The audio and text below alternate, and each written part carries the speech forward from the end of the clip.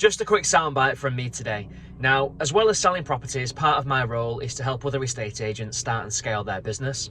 And I was having a Zoom call earlier this week, and the lady that I was Zooming with shared a story. And that story has had a bit of a profound effect on me since, and it genuinely has changed the way that I've thought about a lot of things since that call. Now, if it's had such an impact on me, it felt well worth sharing with you.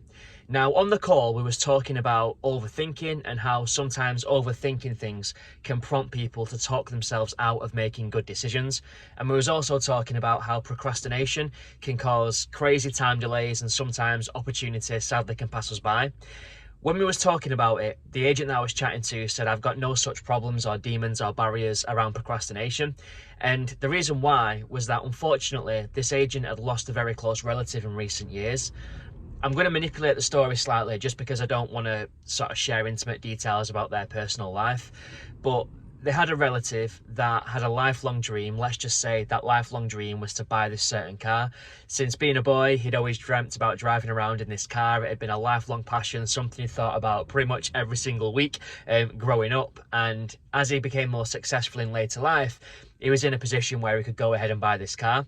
But he kind of overthought it and thought, do I really need that car? Am I going to drive it that much? Is that money going to be better invested somewhere else? Do I really need that in my life? Am I being a bit silly? No, I won't get it. And he kind of put off purchasing this car for years and years and years and years. Until eventually he thought, do you know what? I've wanted to buy this car for so long. It's a deep-rooted passion of mine. It's a lifelong goal to have this car on my drive. I'm going to go ahead and buy it. So he purchased the vehicle. And just a short time later, after the purchase, he'd been out for a few rides and whatnot, and then sadly got diagnosed with a terminal illness, and that illness was to shortly take the chap's life. So whilst he was very lucky in some ways that he got to fulfill that dream and get that car and sort of meet that target that he'd set for himself, he only got to enjoy it for an incredibly short period before his life came to a premature end. He might have been able to purchase that car 10 or 15 years ago and had a decade or more enjoying the experience and living his dream every single day. But because he found excuses to not, he only got to enjoy it for a short period of time. And that's kind of framed my outlook on so much and kind of really brought home the reality that tomorrow is never guaranteed. You know, for me, for example, me and my partner will talk about, oh, should we go up to the Lake District tomorrow? Should we have a day off work? Should we do this? Should we do that? Should we go here? Should we go there? Should we purchase this? Should we purchase that? Should we take the children there or not? And it's very easy to come up with reasons and excuses or just find delays and distractions to not take the action that in your heart you want to take.